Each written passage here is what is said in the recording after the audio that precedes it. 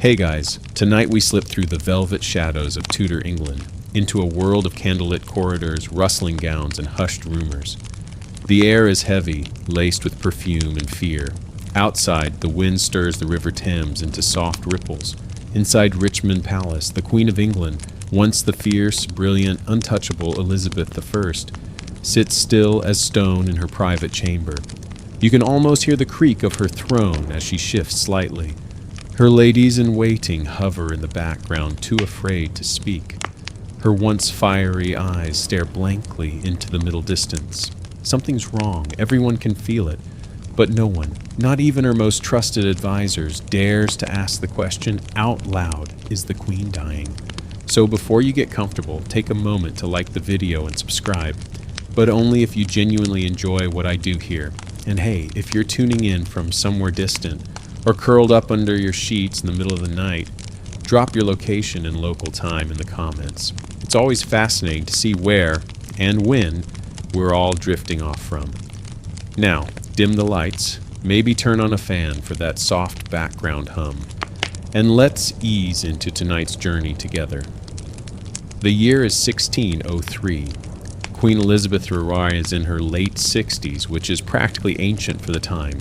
She's ruled England for 44 years, a staggering reign filled with victories, scandals, rebellions, and wigs so elaborate they probably needed their own footmen. But now, the end is near. You're standing quietly in a corner of her chamber. The fire has burned low. Shadows stretch long across the walls. Elizabeth is sitting on a cushion piled on the floor. Not her bed, not her throne, just a simple cushion. She hasn't eaten much in days, hasn't spoken much either. She wears her heavy robes like armor, even though they hang loose on her now. The thing is, she won't lie down. For days now, she's been sitting or standing, always awake, always dressed, refusing to go to bed as if, deep down, she knows that if she does, she won't get up again. One courtier whispers she's been awake for 72 hours. Another swears she just stands and stares at a wall, like she's waiting for a ghost to speak. Historically, this eerie vigil is well documented. Some say she stood for hours at a time. Others say she only allowed herself to lean against the cushions, drifting into micro-sleeps.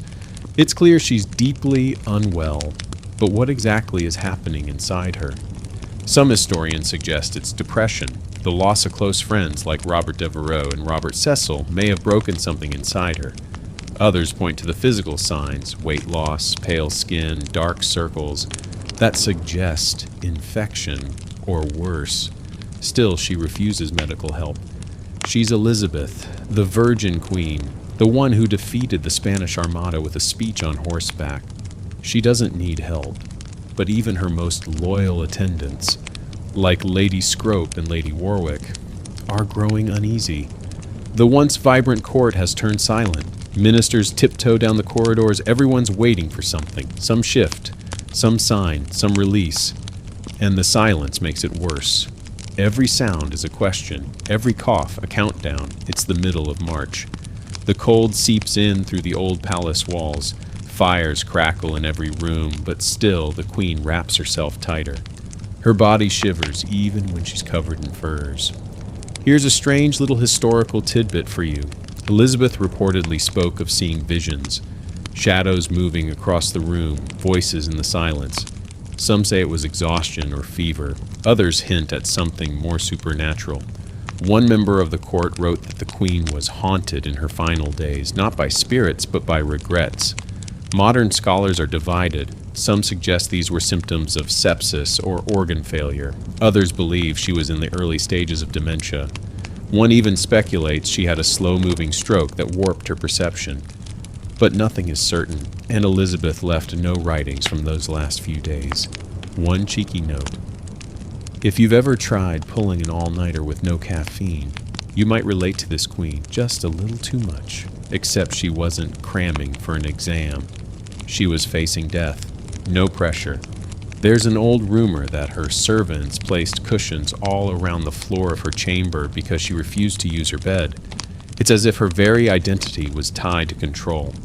To surrender to sleep was to surrender to mortality, and Elizabeth wasn't ready for that. Imagine being so stubborn, so legendary, that even your death has to happen on your terms. That's power, or at least it used to be. Outside her chamber, the world waits. Ambassadors delay their reports. Parliament holds its breath. England is leaderless, but no one wants to say it. Inside, the Queen shifts again. Her thin fingers grip the arm of a chair.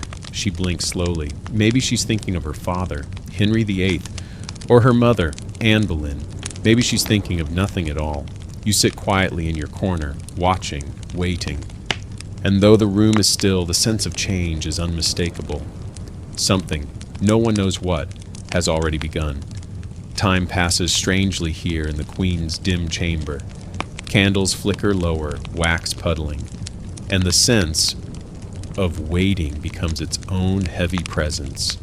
You're still in your quiet corner, watching Elizabeth with that blend of awe and pity that only someone who's witnessed true greatness brought low can muster.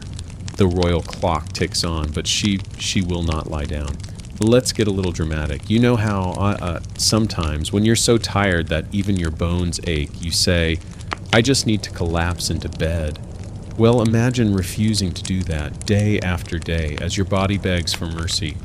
The Queen of England is fighting sleep itself, an enemy no one in history has ever conquered for long. But Elizabeth is giving it her best shot.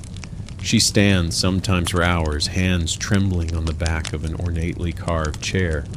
Her ladies watch her with thinly masked terror. Nobody wants to be the one to tell the Queen it's time to rest. Sometimes a brave soul offers a cup of warm broth or a soothing word. Elizabeth waves them away. She is stubborn to the very end. One account from her physician, Dr.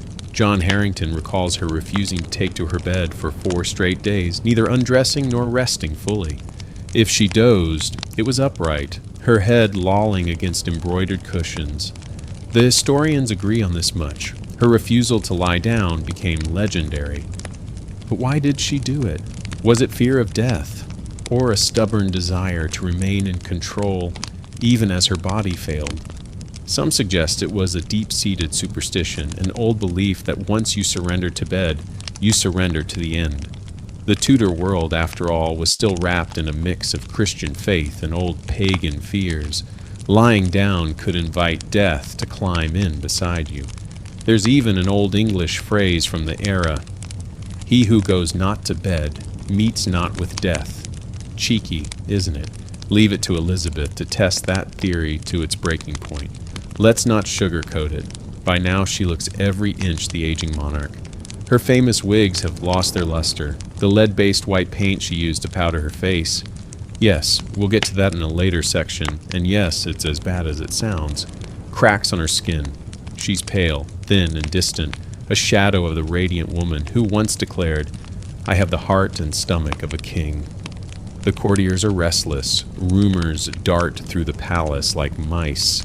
Lady Scrope, closest to the Queen in her last days, writes to a friend, "Her Majesty refuseth to be comforted, and will neither eat nor sleep." Servants tiptoe, afraid to disturb the thick air of grief and tension.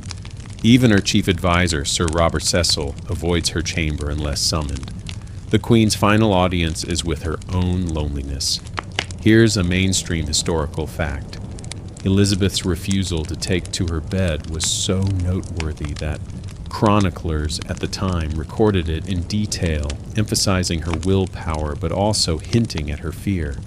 She'd survived assassination plots, smallpox, the Spanish Armada. Now she was battling her own mortality and doing it standing up. Quite literally. But let's add a peculiar tidbit to this tableau. There are stories, half-whispered, mostly by her enemies at court, that Elizabeth refused her bed because she feared being murdered in her sleep. Paranoia wasn't uncommon for Tudor monarchs. After all, her own mother, Anne Boleyn, was executed by her father, and her cousin Mary, Queen of Scots, lost her head by Elizabeth's own order. The bed, with its curtains and shadows, could be a place of peril, not rest. Still, not everyone buys the fear theory. Some scholars debate whether Elizabeth was truly terrified of death, or whether she was making a statement. by refusing to lie down. Was she staging one last act of royal theater? One last performance for the world, showing that even in her decline, she was the one in charge? It's a question no one can answer for sure. Maybe she didn't want to be found dead in bed, a symbol of surrender. Maybe she wanted the world to remember her upright, fierce to the end. Or maybe, after years of power and loneliness, she simply didn't know how to let go. And here's your nightly joke, because even in the gloom, we need a smile. If you've ever been so tired that you fall asleep scrolling through your phone, only to wake up with it dropped on your face, you can relate in a very 21st century way to the Queen's stubborn all-nighter. The hours drag. Courtiers glance anxiously at the door, waiting for news that never comes. Some claim she speaks to shadows, others hear her muttering names from her past. Every cough and sigh is reported, exaggerated, and whispered through the palace.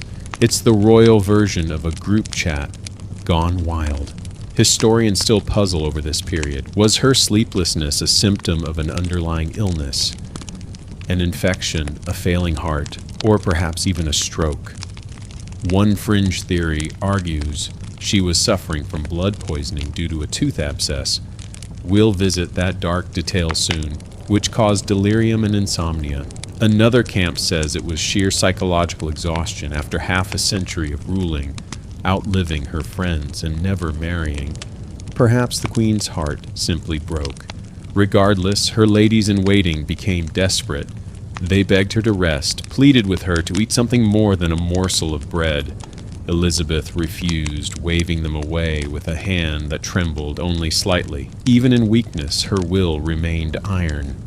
The longer she stayed awake, the more superstitious the household became. One maid reportedly placed a sprig of rosemary under the Queen's pillow for protection, though since the pillow never touched her head, it was more symbolic than practical. Another hung a charm of glass beads in the window to keep evil at bay. Some swore they heard her whisper prayers under her breath, cycling between English, Latin, and the half-forgotten words of her childhood. The Queen's sleep deprivation became a kind of performance art, an endurance contest with fate. Each new sunrise saw her a little weaker, but still upright, still refusing to surrender. Her doctors, meanwhile, whispered among themselves, afraid to press her too hard. If the Queen wanted to stand, she would stand. If she wanted silence, they would obey. No one wanted to be the last person to offend the woman who'd outlived every rival. And here's the third required joke. At this point, if Elizabeth had owned a Fitbit, she would have been the reigning steps champion of Richmond Palace, longest-standing monarch, quite literally. So you sit, watching. The chamber is quiet except for the ticking of the clock and the occasional rustle of the Queen's skirts as she shifts her weight. No one knows how long this can go on, but everyone is too afraid to be the one who breaks the spell. It's a strange standoff between one woman and the inevitability of mortality. The night deepens, the candles burn low, and the Queen still will not lie down. In the labyrinthine halls of Richmond Palace, news travels not in shouts, but in soft, nervous whispers. The Queen will not sleep. The Queen will not eat. The Queen is dying. Maybe, maybe not. Maybe she's just being Elizabeth, impossible to pin down until the very last. You are still there, barely breathing, a silent shadow against the wall. Around you the tension thickens, curling like mist behind those heavy velvet curtains. Court life in these days is a strange mix of boredom and terror. Everyone has something to lose. And with the monarch in decline, ambitions and fears mingle like the perfume of wilted roses. Ministers cluster in cold alcoves, plotting what to say and what to conceal. Servants trade stories by candlelight, voices pitched low enough to seem harmless if overheard. Even the palace cats seem more cautious, tails twitching as they skirt around corridors as if they too know something monumental is at hand. A mainstream historical fact here. At the end of Elizabeth's reign, the court was riddled with anxiety, not just about the Queen's health, but about what might come after. There was no clear heir. Would James VI of Scotland be accepted? Would there be civil war? No one could be sure. So much rode on this one fragile, stubborn woman, sitting awake on her cushions, refusing to let go. But the Queen's physical decline is only part of the story. What really haunts these days is the growing sense that something in her mind is slipping. Counselors and friends alike notice her drifting further away, barely responding to questions, her gaze fixed somewhere only she can see. Sometimes she seems to hear voices, perhaps from memory, perhaps from the walls themselves. Other times she sits stone still for hours, as if listening to some secret tune only she can hear. Now for a bit of the unusual, a fringe tidbit. It's said that in her last days, Elizabeth insisted her ladies refrain from weeping in her presence. Tears, she believed, could bring bad luck or perhaps betray weakness. One story claims that a young maid was dismissed simply for sighing too loudly, her sound interpreted as a bad omen. No one wanted to bring doom upon the Queen with an unguarded display of grief. So the palace became a place of suppressed emotion. No laughter, no crying, just the shuffling of feet and the distant, ghostly strains of a lute played somewhere out of sight. But under the forced calm, nerves fray. Factions sharpen their knives, metaphorically and perhaps not so metaphorically. Sir Robert Cecil, the Queen's brilliant but shifty Secretary of State, keeps watch with his signature stoop and shifty eyes, always calculating the next move. Lady Scrope and Lady Warwick, loyal to the end, never leave the Queen's side, fussing over her with care that's almost maternal. They share glances in the candlelight, faces lined with sleepless worry. One running debate among scholars: did Elizabeth truly understand her own condition? Or was she retreating into herself to avoid facing a world where she no longer ruled? Some say she was lucid to the last, calculating and aware. Others believe her mind grew cloudy, slipping in and out of feverish dreams and memories. The truth, as with much about Elizabeth, is probably somewhere in the gray between. You can almost feel it, the pressure of unspoken fears. The succession crisis hangs over everything. In those dark corners, some whisper that the Queen's refusal to die is a final act of defiance, a refusal to let go of power until the last possible moment. Others are convinced she's haunted by guilt over Mary Queen of Scots, over Robert Devereux, over a lifetime of sacrifices made for the crown. Here's your first joke for the night. If you've ever seen a group project fall apart because nobody wants to take charge, you can relate to the English court right now. Everyone's waiting for someone else to make the call, but as long as Elizabeth sits upright, no one dares. Behind the velvet curtains, the world feels small. Courtiers who once jockeyed for the Queen's favor now linger outside her door, afraid of what they'll find if they go in, but more afraid of being absent at the critical moment. The kitchens churn out broths and delicate biscuits, though few are eaten. Pages run errands with more secrecy than usual, passing folded notes from one advisor to another. A curious little fact: during these last days, Elizabeth's rooms were kept so hot with braziers and extra fires that guests reportedly found them almost unbearable. Yet the Queen, wrapped in layers, still shivered. Whether it was age, illness, or fear, her body seemed perpetually cold, a living metaphor for her isolation. A more controversial topic: was Elizabeth being poisoned by her enemies or even unintentionally by her own staff? Some fringe theories and the occasional sensationalist historian have suggested that rivals within her own household sought to hasten her death. More likely, if anything, it was the lead in her makeup, or the simple march of time. But the suspicion lingered, whispered behind those heavy curtains, as all sorts of petty resentments and political grudges bubbled up with the Queen's failing health.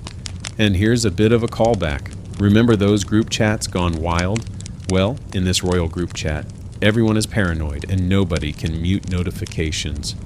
Meanwhile, Elizabeth continues her vigil, stubbornly upright, every movement slow but determined. Her face, always her pride, now betrays her.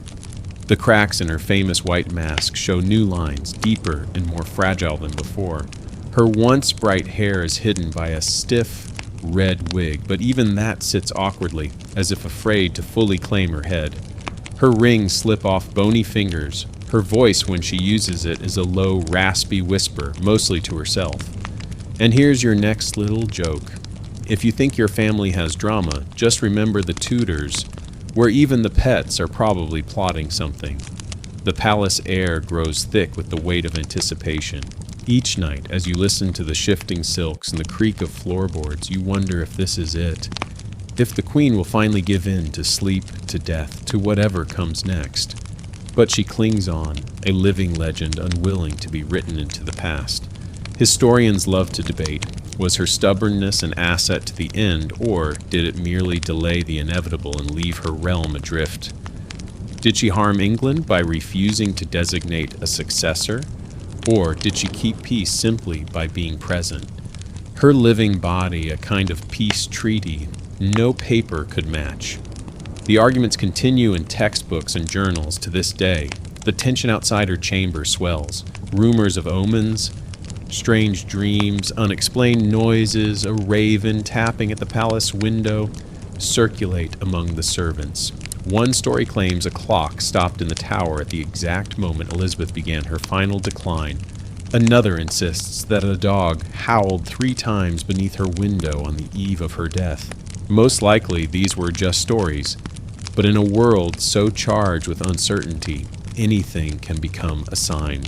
The last joke for this section: if you're looking for the original office politics, look no further than Richmond Palace, where the water cooler talk could literally decide the fate of a nation. But for now, in these hushed hours, there is only waiting. You sense it in your bones. Something is ending, but no one knows what will begin. You're still sitting there, night after night, feeling the cold seep up through the old stone floor, watching the Queen as she stares off into nothing. Elizabeth's eyes sometimes glisten with unshed tears, but her jaw is set, determined not to show weakness to anyone, even you, her most invisible companion. Yet if you listen closely, you can almost hear the echoes of grief circling around her like silent ghosts. For all the power, all the pageantry, all the drama of these final days, one thing is clear. This is a woman haunted by loss. Of course, historians love a good puzzle, and here's a mainstream fact. Queen Elizabeth I was, by the end, alone in a way few monarchs ever are. No husband, no children, most close confidants gone. She'd outlived her favorites and rivals, her half-siblings, nearly every family member she'd ever known. The past for her was not so much history as it was an ongoing conversation with the dead. People loved to say she was married to England, but even England could be a cold bedfellow in the sleepless dark. Let's start with Catherine Howard, a name that might not come up at first when thinking of Elizabeth's death, but it's a specter worth acknowledging. Catherine was the cousin Elizabeth barely knew, Henry VIII's 5th wife, beheaded for adultery when Elizabeth was just a child. Imagine the shadow that must have cast. Growing up with your father's history of disposing of wives and your mother, Anne Boleyn, meeting the same fate. Is it any wonder Elizabeth kept love at arm's length her entire life? Here's a peculiar tidbit. Some at court believed that Elizabeth's final depression was triggered by memories of old family scandals, ghosts resurfacing as her own end drew near. Catherine Howard's downfall, Anne Boleyn's execution, even the loss of Jane Grey, all these were cautionary tales whispered in the tapestry-hung halls of her childhood, warnings that a woman's affection could be her undoing. It's the kind of drama even Netflix would call a bit much. But of all the ghosts, Robert Dudley is perhaps the most persistent.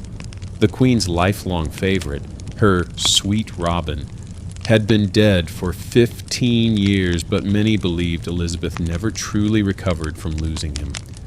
She kept his last letter in a casket beside her bed for the rest of her life, reading it when melancholy overcame her. It's said that in these final days she asked for it again, pressing it to her heart. If you've ever had a playlist you revisit when you're feeling sad, you know the vibe, except in Elizabeth's case it was Tudor heartbreak on repeat. Now for a little joke. If Elizabeth had a Tinder profile, it would just say, "Looking for a trustworthy nobleman. Must not lose his head," literally. The palace itself seems to lean into the grief. Heavy curtains muffle sound, fires burn too low, and everyone talks in whispers. Sometimes Elizabeth murmurs to herself. Was she talking to Dudley? To her mother? To the ghosts of her childhood? Some servants claim to have heard her say names that sent chills down their spines. One scholarly debate that's never settled. Was the Queen's final depression a medical condition, what we might now call clinical depression, or simply the weariness of a woman who's seen too much loss? Some argue that the weight of 44 years on the throne combined with personal bereavement created a psychic burden too great to bear.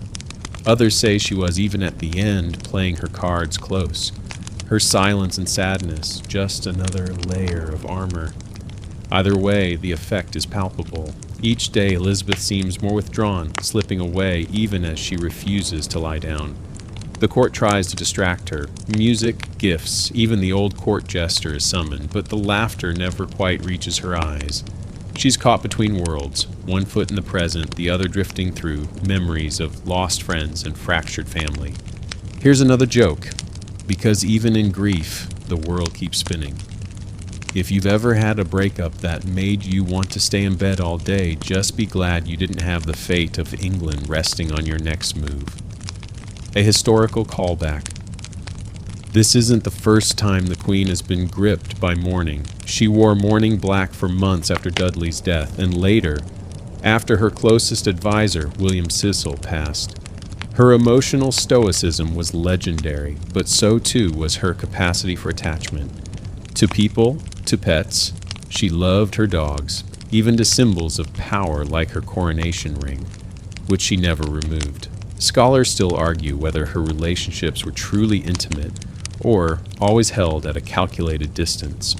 There's also an ongoing scholarly argument. Did Elizabeth's emotional state hasten her physical decline? Some say yes. The loss of appetite, the insomnia, the increasing isolation all point to depression as both symptom and cause of her final illness. Others contend that, for a monarch of her age and era, simply surviving into her late 60s was almost a miracle. Death had many doors, and any one of them could have opened in those last days. Now for another little joke. If therapists had existed back then, the waiting list for the Tudor family alone would have stretched to the Spanish border. And yet, for all the sadness, there is something oddly comforting in this scene. Elizabeth is, at last, allowed to feel what she hid so well for so long. The mask drops just a little.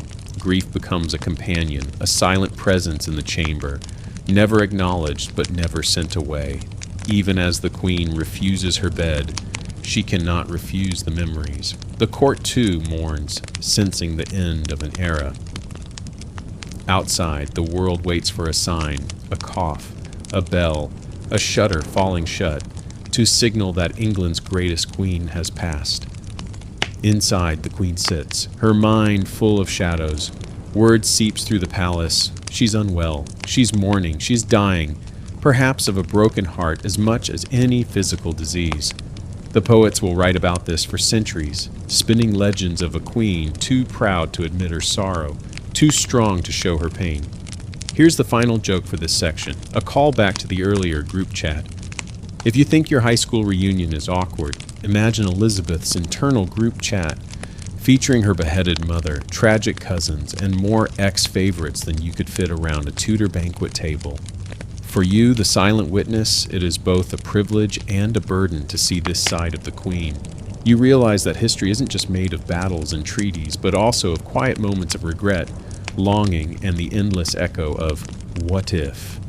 And so another day passes in the Queen's chamber. The fire burns lower, the ghosts press closer, and Elizabeth's mind drifts further from the living.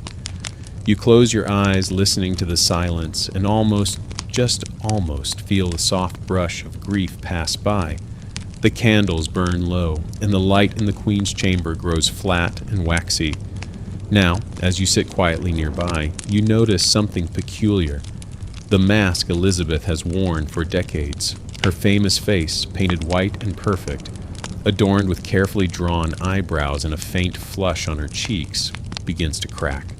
Not just figuratively, but literally. In the half-shadow, her powdered skin flakes, revealing the age and pain beneath. It's almost poetic, if it weren't so sad. For most of her reign, Elizabeth's image was more than just a reflection. It was a weapon. She transformed herself into a living icon, the Virgin Queen, Gloriana, the mother of a nation. Her portraits were circulated across Europe as propaganda, each one more flawless than the last. She knew that in a court, riddled with backstabbing nobles and gossipy ambassadors, appearances were half the battle. The makeup, the jewels, the towering wigs. It was all armor. Here's a mainstream historical fact for you. Elizabeth's makeup routine was legendary and by modern standards terrifying. She favored a mixture called Venetian ceruse, a luxurious white paint made from lead and vinegar. It gave her skin that famous ghostly glow, but also poisoned her slowly, seeping into her skin, destroying its natural color and causing all manner of health problems, hair loss, tooth decay, tremors, and, some suspect, even madness. If Sephora had a Tudor section, it would come with a warning label the size of a royal proclamation. But now, as you watch, the mask fails her. Elizabeth is too weak to sit for her ladies to apply the powder. She doesn't care if her wig sits crooked or if her jewels are missing. She hardly even glances at the mirror, the object that once ruled her mornings and evenings. And here comes the peculiar, slightly dark tidbit. There's a story, repeated in court circles, never written in the official records, that in her final days, a lady-in-waiting accidentally let the queen glimpse her own reflection without makeup. Elizabeth reportedly recoiled in horror, refusing to look at a mirror again. The incident was so upsetting, some say, that the palace staff covered or removed every mirror from her apartments. For a woman who spent her life mastering the art of appearances, seeing the reality of age and illness was almost unbearable. It's the kind of thing modern celebrities might appreciate. Imagine Instagram with a no filters allowed day. The palace would have been chaos. Yet, even as the mask cracks, there's a strange dignity in it. Elizabeth is, at last, revealed as mortal. The people who see her now, Lady Scrope, Lady Warwick, the trembling doctors, catch glimpses of the woman behind the legend. Beneath the powder and pearls is someone exhausted, afraid, and heartbreakingly human. Scholars still debate what this final unveiling meant to her. Did she feel relieved, letting go of the exhausting daily ritual? Or was it yet another loss, a final humiliation before the end? Some argue it marked the beginning of her withdrawal from the world, a retreat from power, from public life, and even from herself. Here's your first joke for this section. If you've ever overslept, skipped your morning routine, and shown up to a Zoom call with bedhead, just know that you share a vibe with the last queen of the Tudors. Royal or not, sometimes you just can't be bothered. The chamber's atmosphere grows heavier with each day. Elizabeth barely speaks. Her voice, once ringing and authoritative, has dwindled to a whisper. Occasionally she murmurs instructions or mutters lines of poetry to herself, her thoughts darting between memory and the present moment. Her ladies fuss with her clothing, smoothing silk and velvet that she barely seems to notice. One fringe theory, almost a legend in itself, suggests that Elizabeth's insistence on elaborate makeup wasn't just about vanity, but a defense mechanism. With so many enemies, she had to maintain an aura of untouchable majesty. If anyone glimpsed weakness, they might move against her. It's a theory that turns every crack in the powder, every slipped wig, into a small act of courage, or desperation. And here's the next light joke. If Elizabeth had lived today, she'd have been the undisputed queen of catfishing. Her royal portraits would have filtered out every wrinkle, every frown, every moment of exhaustion. Swipe right for Gloriana. The room, you notice, has become even more private. Curtains are drawn tight. Only the most trusted servants are allowed inside. The queen is surrounded by silence and shadows. Outside, the court speculates wildly, some claiming she's dead already, others insisting she'll rise again, reborn as her own legend. Everyone knows that the final act is near, but nobody dares to predict how it will end. Another callback, remember the rosemary under her pillow, meant to ward off bad dreams and spirits? Well, with all the mirrors gone, her ladies try yet another trick, bringing her favorite dog, a tiny spaniel, to sit at her feet. It's a small comfort, and for a few moments Elizabeth seems to relax, petting its soft fur and whispering a secret only it can hear. There's a debate among historians, an ongoing, deliciously unresolvable argument about whether Elizabeth's declining interest in her appearance reflected physical illness, psychological exhaustion, or just an acceptance of mortality. Some say it was all three. Others argue she never truly let go, that she simply lacked the strength to maintain the illusion any longer. Here's your last joke for this section. If only Elizabeth had a pair of modern sweatpants, she might have thrown out her corsets, kicked off her shoes, and called it a day. Dress for the job you want, they say. Sometimes the job is simply being left in peace. For you, the silent watcher, it's both moving and unsettling to see a legend become ordinary, even if just for a moment. The Queen's mask, her true mask, slips, and in that fragile, unguarded space, you catch a glimpse of Elizabeth the woman, not Elizabeth the myth. The hours lengthen, the night grows deeper. The mask in the end is just powder and paste. But what it covered, ambition, pride, loneliness, remains, echoing softly in the dim, airless room. The candlelight flickers across Elizabeth's weary face, casting odd shadows that seem to dance along the walls. As you watch, you notice how she grimaces every so often, a hand drifting unconsciously to her jaw. She barely eats, never anything hard, and only swallows thin broths. When she does speak, her words are soft and sometimes slurred, as if every syllable is an effort. You start to wonder, could something as small as a single tooth be the villain in this queenly tragedy? It's a question that's fascinated historians, dentists, and fans of weird medical history for centuries. Here's your mainstream historical fact. By the end of Elizabeth's reign, her teeth were famously in bad shape. Chroniclers at court and foreign ambassadors alike commented, sometimes with barely disguised glee, on the Queen's blackened, broken teeth and foul breath.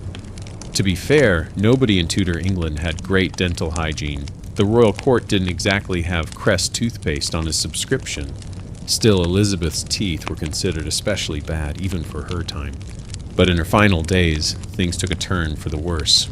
Her doctors and ladies noticed she was struggling to chew, often refusing food altogether. Reports describe her face as drawn with pain, her jaw sometimes swollen, and her temper frayed. Some evenings she would clutch her cheek, pressing a handkerchief to her mouth and wincing with every movement. If you've ever had a toothache, you know how much it can ruin even the best day, let alone your final weeks on Earth. Let's get into the peculiar, grisly tidbit. There's a persistent theory popular among the "let's make history gross" crowd that Queen Elizabeth died of blood poisoning or sepsis caused by a rotten tooth. The story goes that an abscessed molar left untreated for too long allowed bacteria to seep into her bloodstream. The result? High fever, delirium, organ failure, and, eventually, death. If this sounds a little melodramatic, remember that Tudor medicine was, well, let's say, more creative than effective. So was her death just a matter of bad luck and bad teeth? Some evidence fits.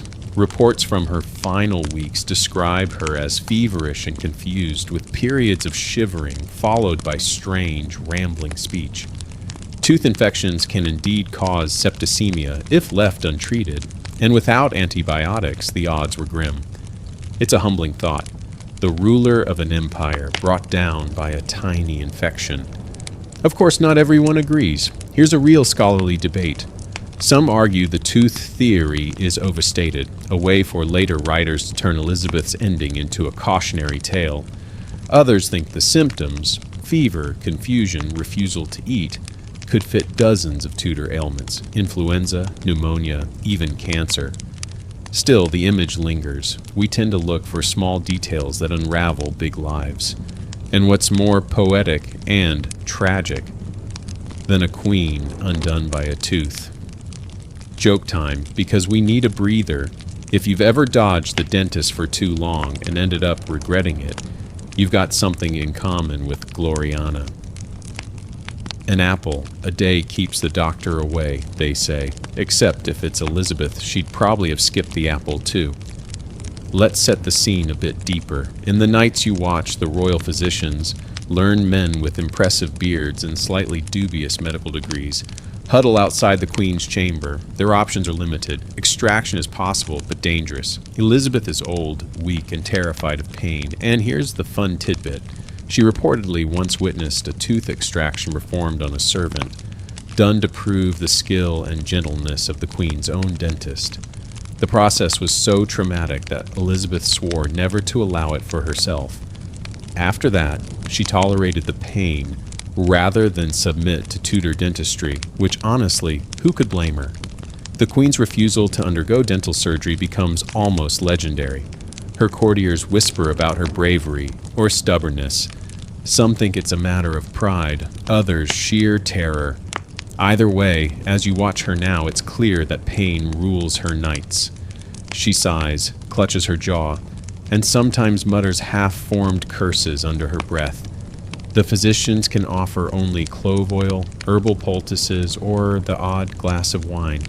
Remedies that might soothe for an hour but do little to stop the rot. A callback to earlier nights. Those restless vigils, the sleepless hours, the Queen's refusal to lie down. Could it all be traced back to one infected tooth? Maybe, maybe not. But in the silence, the question echoes. Here's another light joke. Since even at the end, life keeps finding ways to poke fun. In the Tudor world, dental care was so bad that losing a tooth was almost a rite of passage. If there were a loyalty card for tooth extractions, Elizabeth's court would have racked up free visits in no time. Meanwhile, in the background, her ladies-in-waiting invent all sorts of tricks to tempt her to eat. They prepare soft puddings, warm custards, broth spiced with cinnamon and saffron. Sometimes she'll take a sip or two, but mostly she shakes her head and turns away. Hunger and pain are locked in a stalemate, neither giving ground. The doctor's notes, what survives of them, are filled with polite confusion. They debate whether her symptoms are primarily dental or something deeper. Was the infection a symptom or a cause? Did it mask other ailments, or did it just become the most obvious sign of a body in decline? And here's the last joke for this section. If Elizabeth's court had Yelp reviews, the Tudor dentist would have a solid 1-star. Atmosphere, cold. Service, terrifying. Pain, 5 out of 5 skulls. Would not recommend. The Queen's condition continues to worsen. Her jaw aches. She's tired, sore, and feverish. Her cheeks, once plump and rosy, are sunken. Even her voice, always her proudest weapon, grows weak. Her words wander, sometimes making sense, sometimes floating off into memory. Yet even in this, Elizabeth is herself. She refuses intervention, clings to her authority, and endures in silence. If a rotten tooth is the villain of this story, it's a fittingly mundane end for a woman who ruled an extraordinary age. Life, you realize, rarely offers the neat endings of legend. Sometimes it's just a single tooth that changes history. The room is quiet except for her soft, pain breaths. You watch the candle burn lower and lower, casting everything into a strange, uncertain twilight. The night air in the Queen's chamber feels heavy now, tinged with the unmistakable scent of rosewater, and something less pleasant. Something sharp and metallic, lingering beneath the sweet perfume. If you lean in close, you see it everywhere, a faint, powdery dust on her pillows, streaks of white caked in the delicate folds at the corners of her eyes, and a pale sheen that even candlelight cannot warm. This, too, is part of the mystery. The mask she wore to command a kingdom may have been the very thing that doomed her. Lead, the silent assassin hiding in plain sight. Here's your mainstream historical fact. Elizabeth Furd's trademark look. A face as pale as the moon, lips painted rose red, hands white as ivory, was not just fashion. It was an armor of status and survival. In a world where power was performance, her mask of youth became a weapon, deflecting gossip about her age and health. Venetian ceruse, the lead-based cosmetic she favored, promised a flawless complexion but delivered something far deadlier. Each application brought her closer to the look of a marble statue, and, ironically, the fate of one as well. But this wasn't just a matter of makeup. In Elizabeth's world, cosmetics were also medicine. Pale skin was the ultimate sign of nobility, a way of signaling that you didn't labor in the sun like a commoner. Physicians of the era sometimes even prescribed ceruse for skin ailments, unwittingly turning a fashion statement into a prescription for poison. It's the sort of medical advice that makes you grateful for Google and modern dermatology. Here's the peculiar tidbit. The amount of lead Elizabeth applied daily could, by modern estimates, kill a grown man in just a few months if ingested. Yet she survived for decades, stubbornly outliving rivals and critics alike. Some speculate that her body built up a strange, fatal tolerance. Others think the poisons simply worked their harm more slowly, destroying her from the inside, dulling her mind, her energy, and perhaps even her will to live. Scholars still argue about this. Was lead poisoning the real cause of her decline? Did it make her irritable, prone to rages, or confused in her last weeks?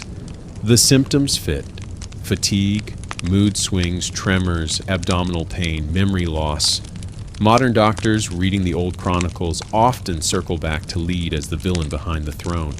But others insist that lead was only part of a larger picture, a life of stress, heartbreak, and relentless expectation finally breaking her down. And here's your first joke for this section. If Elizabeth had seen a modern beauty influencer's "Get Ready With Me" video, she might have asked, "But where's the lead powder and vinegar? Isn't that what keeps you young?" Sorry, Your Majesty, these days we prefer SPF 30. You watch as her ladies, now almost out of habit, dust her cheeks with ceruse. Their hands tremble. They know what the Queen expects. They know, too, that it isn't helping. Elizabeth barely notices, eyes staring somewhere distant as powder flakes down onto her lap, leaving ghostly smudges on the royal velvet.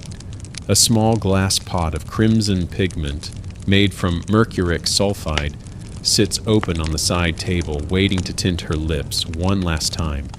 It's a grim irony, this devotion to appearances. Elizabeth, who once dazzled with her wit and strength, is being slowly undone by the very tools that made her invincible. For years her court watched for the slightest slip, any sign she was growing old or frail, and she met their stares with fresh layers of paint, pearls, and attitude. But now, stripped of energy, she can only endure as her mask turns against her. A call back to her vanishing mirrors. Even the act of seeing herself had become fraught. With no reflection to study, no audience to impress, the rituals became hollow, more comfort for her anxious ladies than for the Queen herself. Yet they persist, because what else can you do when centuries of expectation rest on your trembling hands? Here's a second joke. Lightening things just a touch.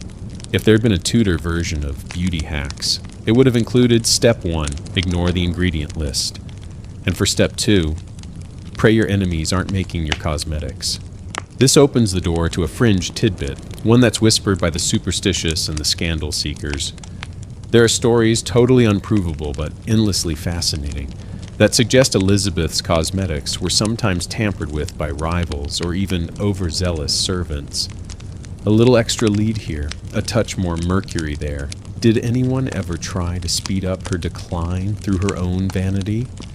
It's the sort of intrigue that fits the paranoia of her court, though most modern historians roll their eyes at the idea. Still, it's hard not to wonder, as you watch the ladies pat powder over her brow for the 100th time. The palace has grown eerily quiet. Her attendants, exhausted by weeks of vigil, still perform the rituals of beauty, but you sense their hearts aren't in it. Elizabeth, too, is drifting now, half in the world, half out. Her famous mask more of a shroud than a shield. Here's the scholarly debate, ever lively. Did Elizabeth's use of lead and mercury-laced makeup cause her final illness, or simply exacerbate conditions she already had? Was her fading mind the result of poison, or just old age? Some doctors even suggest that symptoms of withdrawal from lead, once her skin was cleaned, the poison's grip loosened, might have triggered fatal shock. It's a medical mystery worthy of any true crime podcast. And your third joke, to send you off with a smile. If you've ever had a bad reaction to a new skincare product, just remember, it could always be worse. At least your moisturizer doesn't contain enough heavy metals to open a coin mint. Outside, spring stirs the gardens, but inside, the Queen's world shrinks. Her famous appearance, once a weapon, is now a burden. Yet for all the pain, all the sorrow, there's a strange kind of peace here, too. The mask has slipped, but Elizabeth remains, still proud, still refusing to bow, even as the end approaches. You lean back in your quiet corner, the powder-scented air thick in your lungs, and realize that, in the end, we are all a little like the Queen, trying to hold on to the best version of ourselves, even when time and life insist otherwise. The palace is hushed. Even the clatter of boots and gossiping maids seems to have vanished, leaving a stillness thick enough to taste. In this silence, the doctors gather, 3 of them, 2 bearded and frowning, 1 nervously smooth-cheeked, all of them standing just outside the Queen's chamber, hats in hand. For weeks now, they've been summoned daily, ushered in to observe, prod, and prescribe. But in the end, it's always the same. They're expected to help without truly touching, to offer wisdom without ever overstepping the invisible line drawn by Elizabeth herself. This is a strange predicament, but a mainstream historical fact.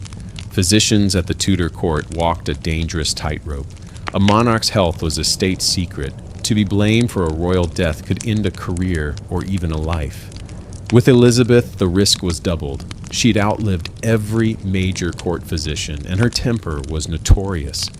If you told her what she didn't want to hear, your prospects could vanish faster than a forgotten courtier's wine goblet. In these last days, the doctors move with special care. They know that the Queen's refusal to lie down, her fading appetite, and her erratic moods are all bad signs, but no one quite agrees what to do next. Dr. John Harrington, the Queen's godson, writes that Elizabeth refused all medicine and could not be persuaded to be touched by any physician. Even a simple pulse reading is an exercise in negotiation. If she didn't want you near, you didn't approach. Let's slip in a peculiar tidbit. One court legend claims that in her final week, the Queen allowed only one treatment, the gentle massage of her feet by her favorite maid, using a balm made from rose oil and beeswax. Supposedly, it was meant to draw down the fever. While it likely did nothing of the sort, it's oddly human.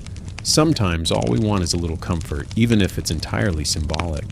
But this deep aversion to medical help was more than stubbornness. It was woven into the culture of the time. Medicine in the Tudor era was a hodgepodge of astrology, herbalism, bloodletting, and blind optimism. The Queen's physicians consulted the stars before they mixed a single potion. One doctor, a bit more mystical than the rest, reportedly refused to treat the Queen on certain unlucky days, believing the planets weren't aligned. Imagine calling in sick because Mercury is in retrograde. Except your job is to save the monarch of England. Here's your first joke. If you've ever Googled your symptoms and convinced yourself you were doomed, congratulations. You have something in common with Elizabeth's doctors, who had even less to work with than WebMD. As you watch, the doctors pace and murmur outside her door, clutching velvet bags of dried herbs and glass vials filled with colored tinctures. One suggests a poultice, another a purgative, a third recommends draining bad humors with leeches. None of it will be tried. Elizabeth won't allow it, and no one dares insist. There's an ongoing scholarly debate here. Did the Queen's resistance to treatment hasten her end? Or would Tudor medicine have done more harm than good? After all, cures in those days included arsenic tonics and the odd slice of fried mouse. Yes, really, you can't make this stuff up. Some historians say her stubbornness spared her needless pain. Others argue that, with even a little cooperation, she might have survived a few weeks longer.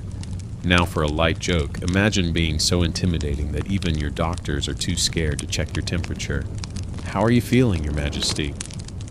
Perfectly well. Now please leave. Royal bedside manner at its finest. Despite the inaction, the rituals of care continue. Her chamber smells faintly of lavender water, the bed sheets are changed twice daily, and the silver goblet at her side is always refilled with fresh water or warm posset. Every so often, a new remedy is suggested, a rare herb, a mystical stone, a prayer muttered under breath. Most of these are for the peace of mind of the living, not the comfort of the dying. Here's your peculiar tidbit. One member of the court, an astrologer-physician named Doctor, Dee secretly cast Elizabeth's horoscope every night, searching for signs that the Queen would rally or fade. He shared the results only with her closest confidants. Some say Dee believed she would recover until the very last. Others whisper he saw the end written in the stars weeks before anyone else did. As the days drift by, the doctor's presence becomes more ceremonial than practical. They bow low, whisper their theories, and step back into the shadows. Elizabeth's body is her last kingdom, and no one is allowed to invade it, not even those charged with her care. Callback time. Remember the lead-laced powder, the infected tooth, the sleepless vigils. The doctors ponder all these signs, trading theories and code, never quite saying what they most fear. Every day her ladies-in-waiting leave the chamber with fresh reports. The Queen is weaker. She refuses broth. She sat for an hour in silence. The notes grow more desperate, the solutions more far-fetched. A third joke for your midnight amusement. If Elizabeth had owned a Fitbit, her stats would read steps 10,000, sleep 0. Doctor visits 0, queenliness 100%. Scholars debate, too, why the Queen refused help so fiercely. Some say she feared being seen as weak. A dangerous admission in a world where monarchs could be replaced at the hint of frailty. Others think she'd simply had enough of medicine's empty promises. After a lifetime of surviving plagues, plots, and poisons, perhaps she felt death itself should be met on her terms. The doctors, for all their learning, are left helpless. They stand in the corridor, fiddling with their cuffs, waiting for an order that never comes. They are as much witnesses to history as you are, unable to change its course. A callback to that earlier rosemary under the pillow. One doctor, frustrated by Elizabeth's refusal, sprinkles dried rosemary on her shoes, hoping the scent will purify the air.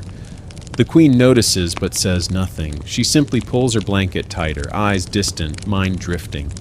By the end of this long watch, you see it clearly. The doctors are actors in a play with no script, caught between the expectations of a desperate court and the will of a dying queen. No one wants to be the one to say, "It's time." So they wait in the silence, watching the candle flicker, just like you. And as Elizabeth closes her eyes, whether from pain, exhaustion, or simple weariness, you realize that sometimes even the most powerful people must face the end with only silence and dignity as their companions. The palace seems to breathe with you, slow, shallow breaths echoing along its shadowy corridors, heavy with ancient secrets and even older fears. While physicians and ladies-in-waiting fuss and fret over Elizabeth's body, something else rules the halls of Richmond Palace in these days: superstition. You notice it in the way the servants cross themselves before entering the Queen's room, or in how a page boy refuses to whistle past a certain tapestry. To outsiders, this is the heart of an empire, but to those inside, it feels more like a haunted house. A mainstream historical fact to anchor you: Elizabeth's court, despite all its Renaissance learning and scientific advances, remained deeply superstitious. Astrology, omens, and ritual magic were as common as prayer and poetry. The Queen herself consulted astrologers and relied on portents. It wasn't unusual for the state's most important decisions, marriages, treaties, even battles, to be delayed or rushed based on a reading of the stars. But as Elizabeth grows weaker, superstition tightens its grip. Her ladies hang sprigs of rue and rosemary above the windows, said to ward off death. A silver bell is placed at the bedside, intended to scare away evil spirits with every soft chime. And all through the night, courtiers avoid certain words and numbers. Nobody dares mention 3, long believed to invite misfortune, and no one says the word death above a whisper. If you've ever knocked on wood or crossed your fingers before a big test, you're in good company here. A peculiar tidbit for your night. In these anxious weeks, stories spread that a pale owl has taken up residence on the palace grounds. Owls in Elizabethan folklore were omens of death.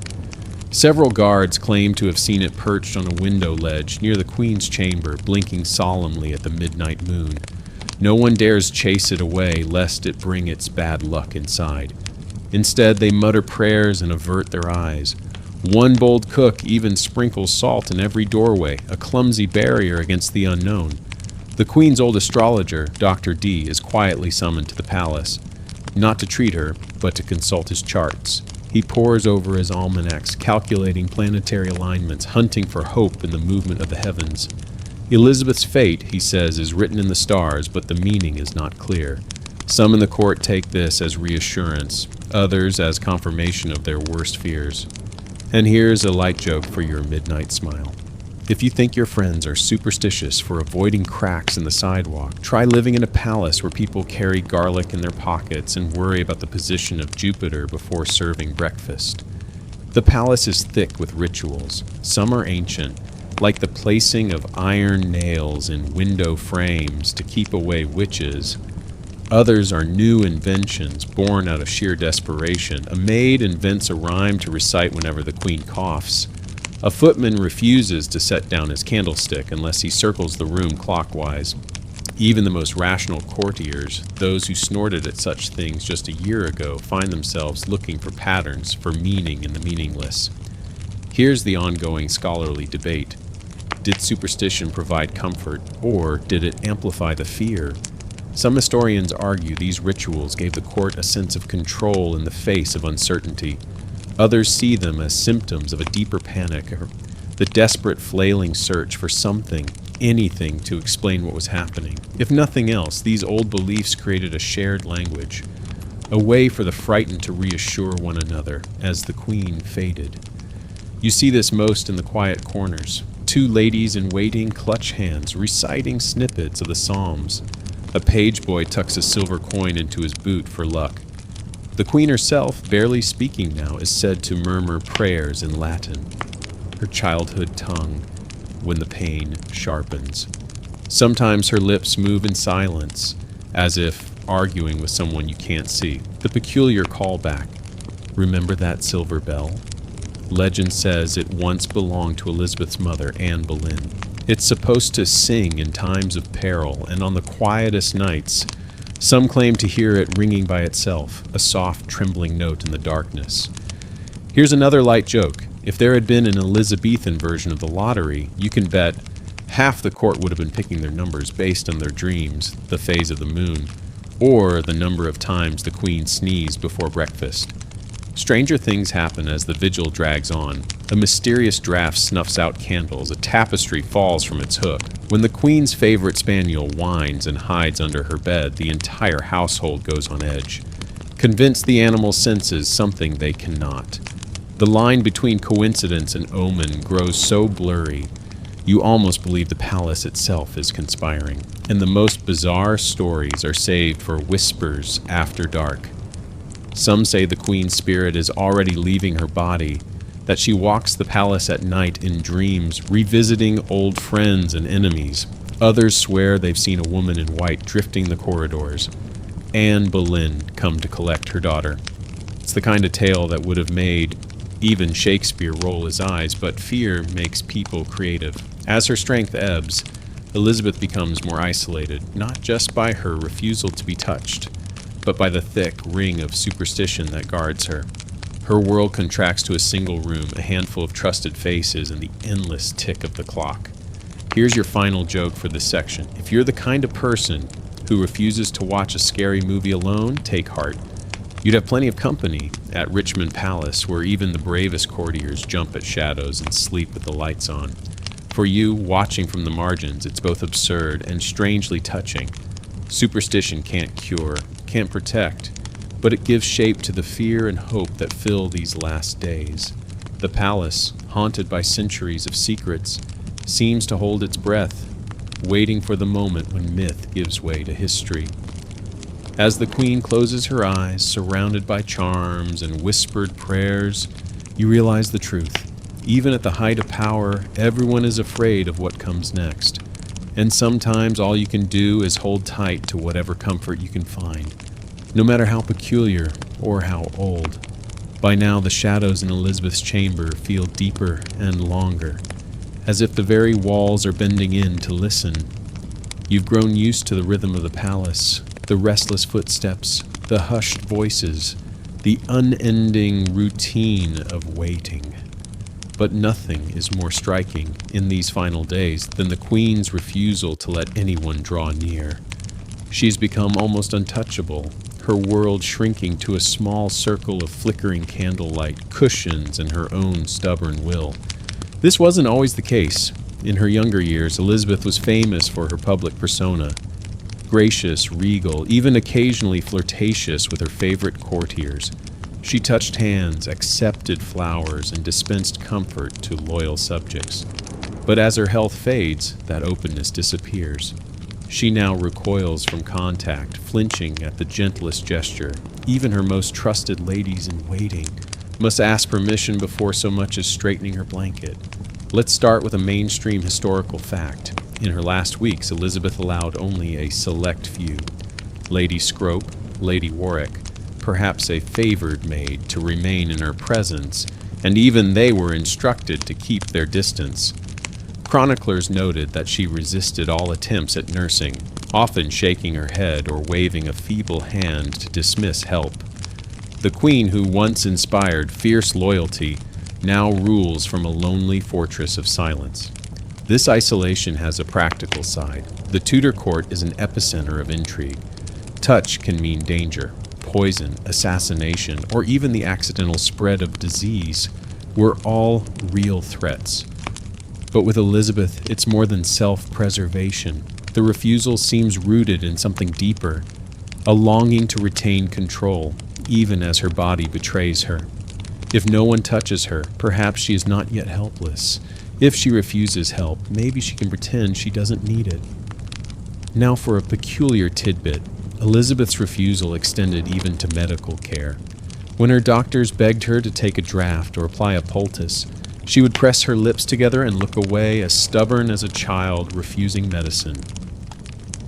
There's a story, likely embellished, that a physician tried to trick her into drinking a cordial hidden in her wine. She spotted the deception immediately and refused to take another sip. If you've ever tried to sneak medicine to a fussy pet, you know exactly the kind of royal drama this sparked. This behavior, oddly enough, echoes the greater Elizabethan worldview. The Queen's body wasn't just her own, it was the symbol of the nation, the body politic. Touching her was touching England itself, and in these final moments, both Queen and country seemed to be retreating into themselves, bracing for an uncertain future. A callback to our earlier themes. Remember how Elizabeth's mask of youth, a lifetime of powdered faces and elaborate wigs, became both shield and prison. Now it is her distance, her refusal to be touched, that is both protection and curse. No one can comfort her, but neither can they betray her. Here's your first joke.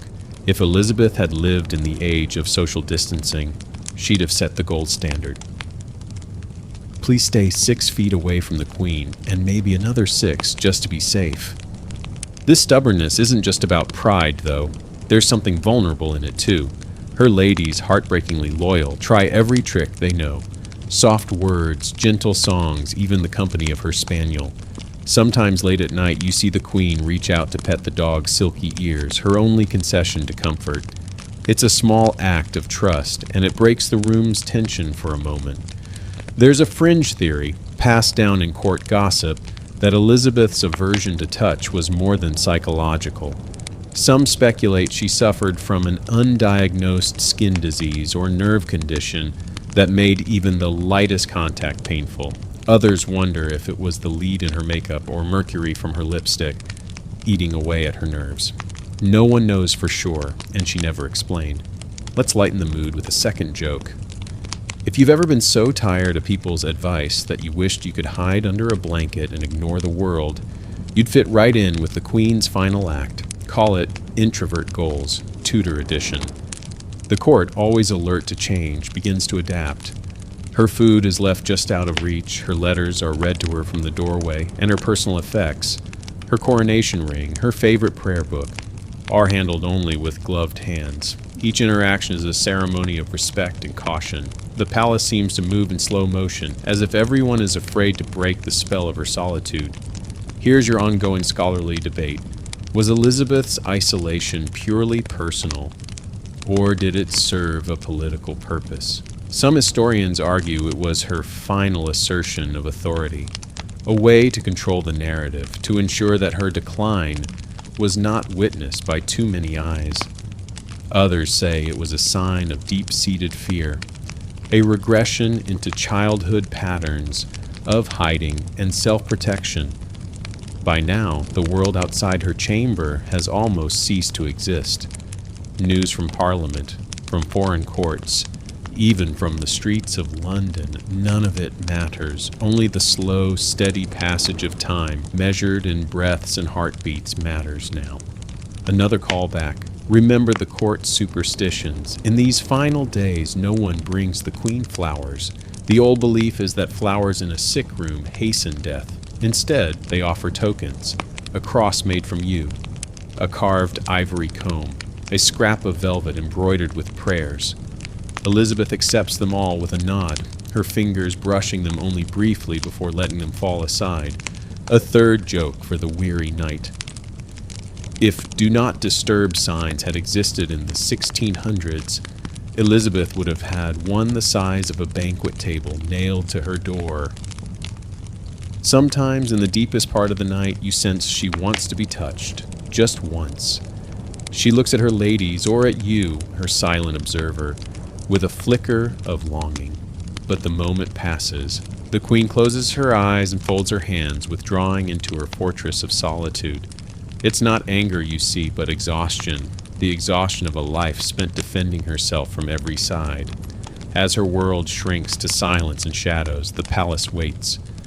No one dares speak of what comes next. They simply watch and hope and honor the queen's final wish to remain untouchable, unbroken, and, if only in appearance, completely in control to the very end. In the muffled quiet of Elizabeth's final days, the question you hear most, if you listen close enough past the rituals and rumors, is simple but unanswerable. What exactly is killing the queen? You watch her as she sits, gaunt and shivering, in her nest of cushions. Every so often she blinks slowly, as if trying to focus on a world that's grown indistinct. Her face is pale, her breathing shallow. One moment she seems half awake, the next completely lost. The palace waits for answers, but even now, more than 400 years later, historians still argue over the truth. Let's start with a mainstream historical fact. The official records of Elizabeth's last days are frustratingly vague. Her courtiers and doctors describe her as weak, restless, unwilling to take sustenance, and troubled in mind. Nowhere do they give a clear diagnosis. In the Tudor era, medicine was as much art as science. Causes of death were rarely precise. The queen's symptoms fit many possibilities, and so the mystery endures. One widely accepted theory is stroke. As you watch Elizabeth drift in and out of awareness, you notice her right hand tremble. Sometimes her speech is garbled, her lips moving out of sync with her words.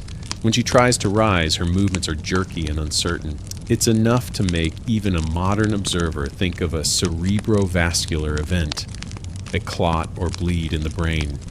Tudor doctors wouldn't have recognized a stroke in the way we do now, but they certainly would have noticed the sudden decline, the confusion, the weakness, the drooping eyelids. But if it was stroke, it wasn't quick.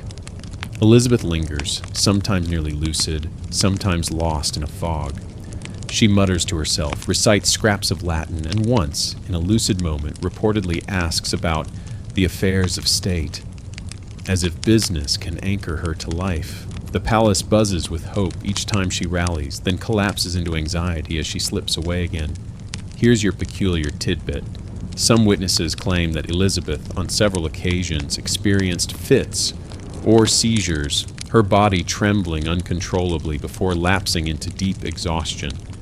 In those moments, the Queen's ladies huddled at the edge of the room, terrified but helpless. The fits pass, leaving her even weaker.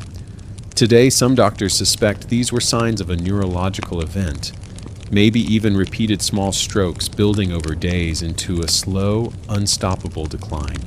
Yet stroke wasn't the only suspect. Another strong contender: fever. Reports from the Queen's bedside describe her as burning hot, sweating through the night, only to wake chilled and shaking. Fevers were common in Tudor England. Everything from influenza to typhus to ague, a catch-all for any malarial illness, haunted the court. Elizabeth's refusal to eat, her shivering, her pallor, all fit the classic pattern. If she caught a bad chill or was exposed to a servant with a cough, it could have spelled disaster, and with no antibiotics, even a simple infection could become a death sentence. Of course, there's an ongoing scholarly debate here. Some argue her fever was the result of a urinary tract infection, a common problem for elderly women, and one that can cause delirium, loss of appetite, and, if untreated, a quick slide toward death. Others suggest pneumonia. The old man's friend, as it was sometimes called, swept in and took her quietly, while her courtiers wrung their hands and waited for the inevitable. A little joke for the sleepless. If Elizabeth had lived today, her symptoms would have set off a flurry of telehealth appointments, Google searches, and second opinions. Have you tried turning the Queen off and on again? Someone might ask. But there are always stranger theories. Was it cancer? Some historians, reading between the lines, point to her dramatic weight loss, the pain in her jaw, the wasting away. Did she have a tumor somewhere? A silent killer that eluded even her formidable will? It's possible, but impossible to prove. Others, more imaginative, whisper of poisoning, whether by her own makeup or, just maybe, by someone ambitious at court. Lead, mercury, even arsenic, all were part of her daily life, and all could, over years, corrode the mind and body. Let's not forget the romantic explanations. Many of Elizabeth's subjects and early biographers preferred to believe she died of a broken heart, grief for Dudley, for her lost youth, for the burdens of monarchy. It's a beautiful idea, and not entirely implausible. Depression and loneliness can be as deadly as any fever, especially when they strip away the will to fight. A callback to those haunted days of standing, refusing to lie down. The Queen's decline matches the slow ebb of someone who simply decided she's ready to go. She stops eating, stops sleeping, stops speaking. Her refusal of comfort and care becomes, in itself, a symptom. Here's another light joke. If you've ever read the side effects on a medication and thought, that could be anything, you've tasted the confusion of the Queen's doctors. The only certainty was uncertainty itself. Yet even as the palace tries to explain her decline, the Queen's behavior becomes more mysterious. In lucid moments, she insists on sitting up, dressed in her finest. She orders her jewels brought in and asks to see old letters from the past. Then, just as suddenly, she slips into silence, staring out the window at nothing. The debate endures. Was her death natural, or was it a long, slow surrender? Did she die of illness, or simply will herself to let go? Scholars argue, and no one agrees. Here's your third joke for the night. If you think trying to schedule a meeting with your boss is hard, imagine trying to schedule death with the Queen of England. Not today. I have state papers to review, maybe after supper. And still, the theories pile up. Some say she suffered from anorexia in her final days, wasting away through a mix of grief, pain, and fear. Others point to her refusal of all remedies, her obsession with remaining upright, her cold hands folded stubbornly in her lap. Each explanation fits, and none quite explains it all. Perhaps you think as you watch her, it's not one thing, but many. A storm of age, heartbreak, poison, infection, and exhaustion. Elizabeth, who had always refused to be simple or ordinary, left the world in a manner as complex as her life. Even as she fades, the palace tries to read the signs, looking for certainty in every sigh, every restless night. By now her breathing is ragged, the fire is burned low, and the air is thick with the scent of tallow and fading roses. Her ladies doze in chairs, waking at every movement. The doctors have stopped pretending to treat, and the astrologers have stopped casting horoscopes. As you sit quietly in your corner, you sense the approach of an ending. But the question lingers, as it always has.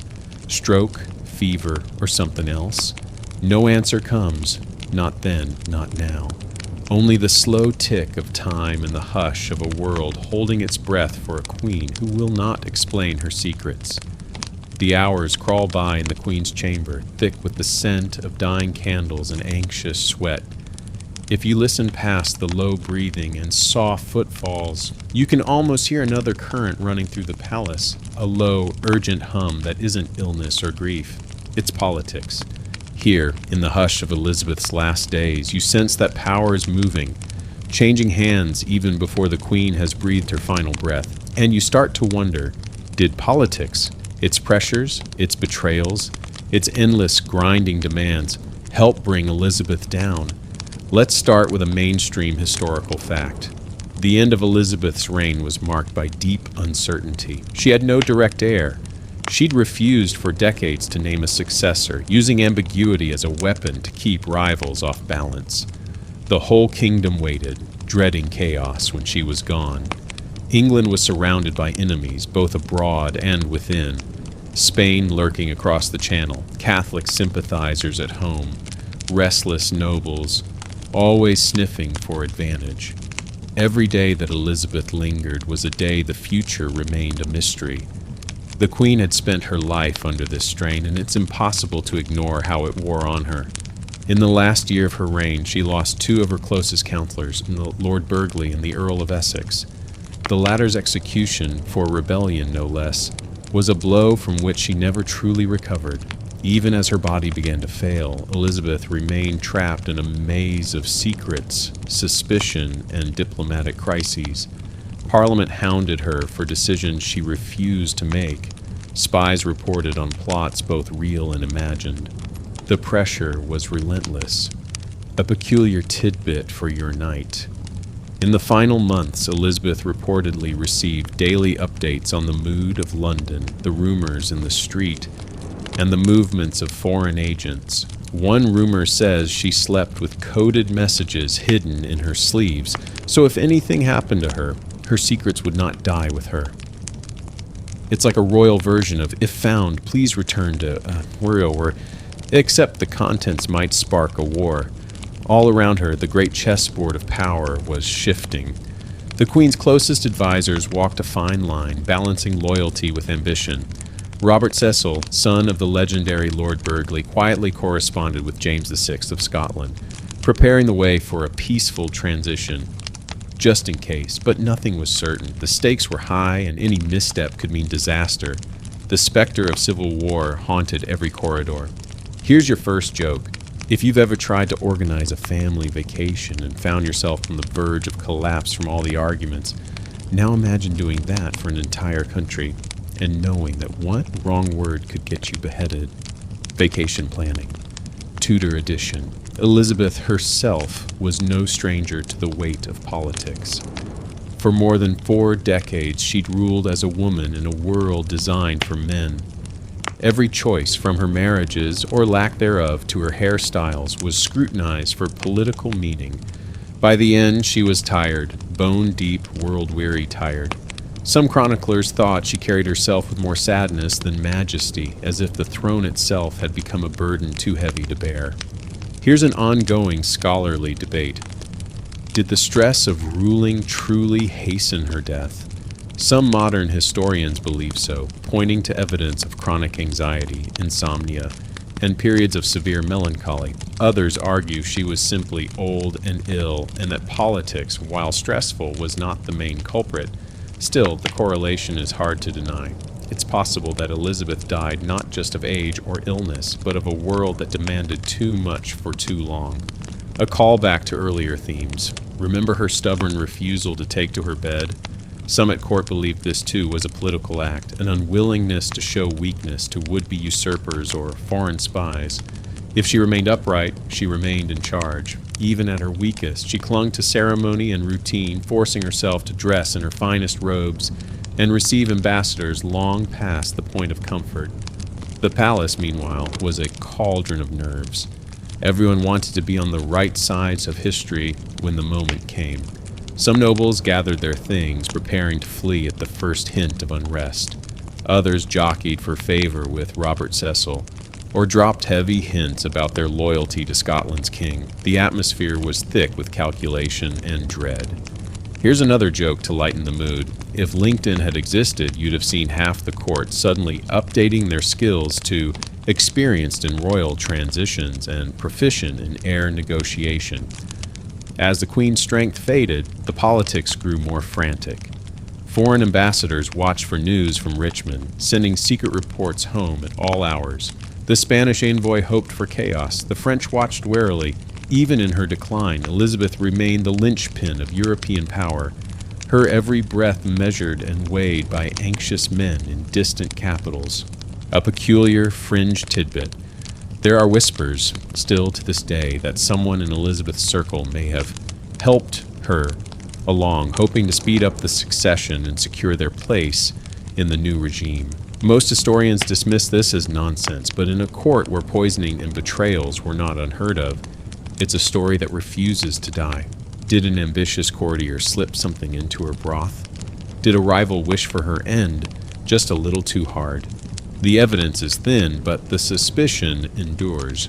By now, Elizabeth's world has shrunk to a handful of loyal faces in a circle of flickering light.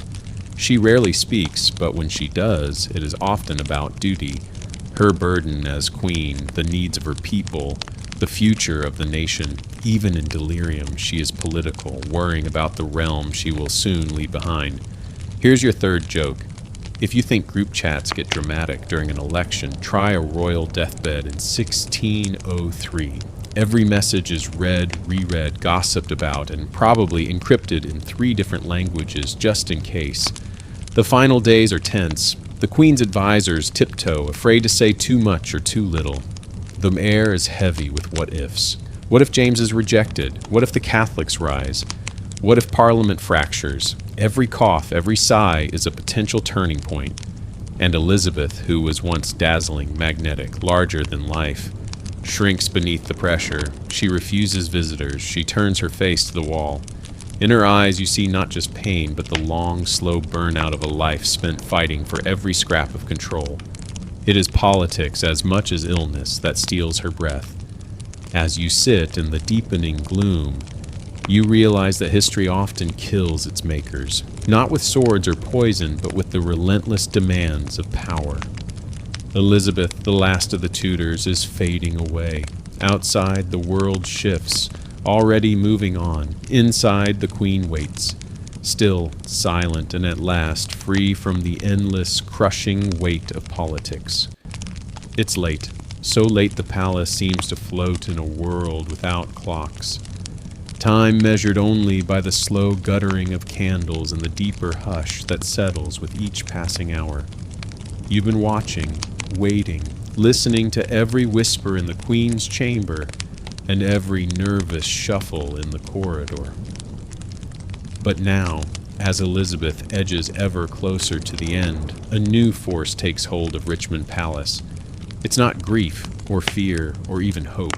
It's rumors, as if the Queen herself, the master of myth-making, has unleashed a final storm of stories that threaten to obscure whatever truth remains. Here's your mainstream historical fact. The last days of Elizabeth have generated one of the greatest gossip cascades in English history. Her long refusal to see visitors, her erratic health, and the tight control of information by her household fueled wild speculation. News of her decline spread by word of mouth, each telling twisting the truth just a bit further. Some claimed she was already dead. Others insisted she had rallied and would outlive them all. And once she passed, the floodgates truly opened. Let's start in the palace itself. As the Queen faded, her most trusted ladies, Lady Scrope, Lady Warwick, and a handful of loyal servants, kept a near constant vigil. They guarded the doors, shared only the most necessary news, and admitted almost no one. This secrecy was practical, a way to prevent panic or plotting before the succession was secured. But in the vacuum, rumors bred faster than flies. A peculiar tidbit: some claimed Elizabeth's body had already begun to fail days before her death. Her skin turning waxen, her limbs cold, her eyes fixed and glassy. A handful of servants reportedly whispered that her soul had already left, and what remained was a hollow shell. One maid, dismissed for weeping, swore she saw the Queen's shadow walking the halls while the living Elizabeth still sat in silence. But the stories didn't stop with physical decline. Soon wilder tales swept through the palace. Some said Elizabeth had died in her sleep weeks before, and a look-alike, an old court favorite, or even a secret relative sat in her place to keep the court calm.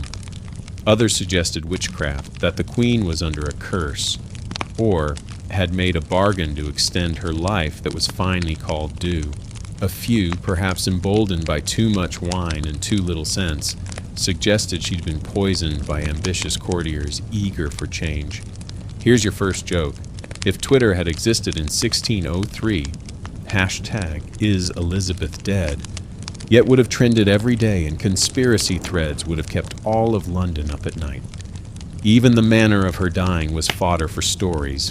Did she die upright, refusing to recline to the very end, or did her ladies at last coax her to her bed?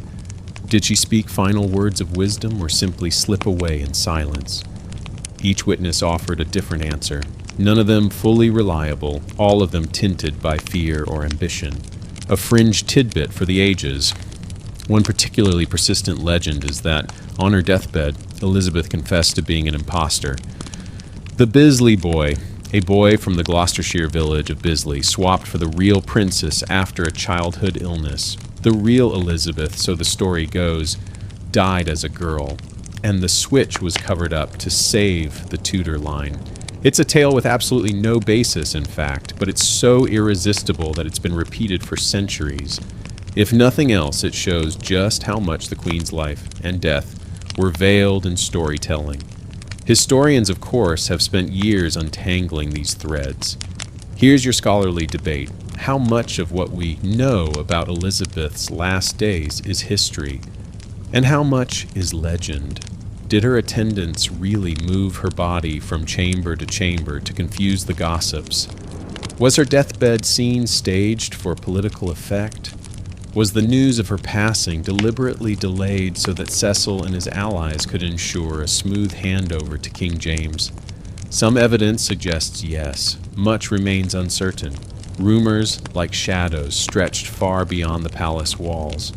Londoners woke each day to a new story. Some said the Queen's ghost had been seen on the river bank. Others claimed all the bells of the city rang before the news broke.